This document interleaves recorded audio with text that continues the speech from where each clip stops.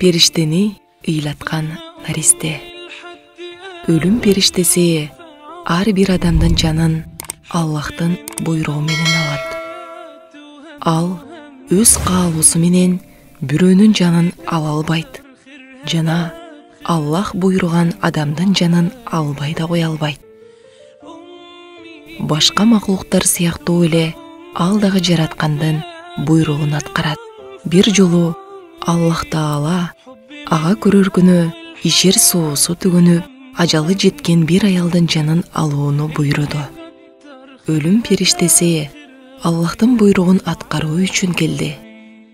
Милдетин аткарууда эч тайсалдабаган өлүм периштеси аялдын жанына келгенде бир азга кайсылактай түштү. Ал жанын алуучу аял эч ким жок ээн талада жалгыз жашайт экен. Анан да анын колунда эмчектеги баласы бар эле. Эненин эмчегине жармашып, чопулдата соруп жаткан наристенин бир аздан кийин ээн тала эрме чөлдө жалгыз калаарын ойлогон өлүм периштеси өзүн карман албай, эгерим ырайымдуулук дегенде билбеген периштенин көзүнө жаш айланды. Анан өксүп ыйлап алды. Кантсе да Аллахтын буйругу. Аны аткарбоого эч кимдин укугу жок.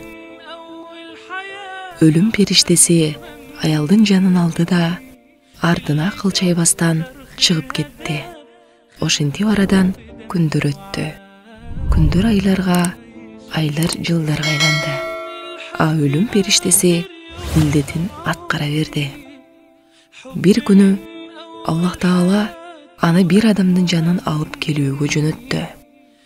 Периште келсе, ал адам 90-дун кырына чыгып, таякка таянып, араң басып калган абышка экен.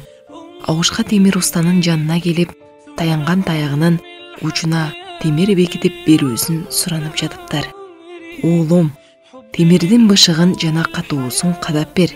Болбосо 5-10 жылда эле кайра түшүп калат экен, дейт абышка темир устага. Өлүм периштеси абышканын жашоого ушунчалык берилип, күнөө соосу бүтүп бара жатканына карабай, узун өмүрдү үмүт кылганына таңданып жылмайып койду.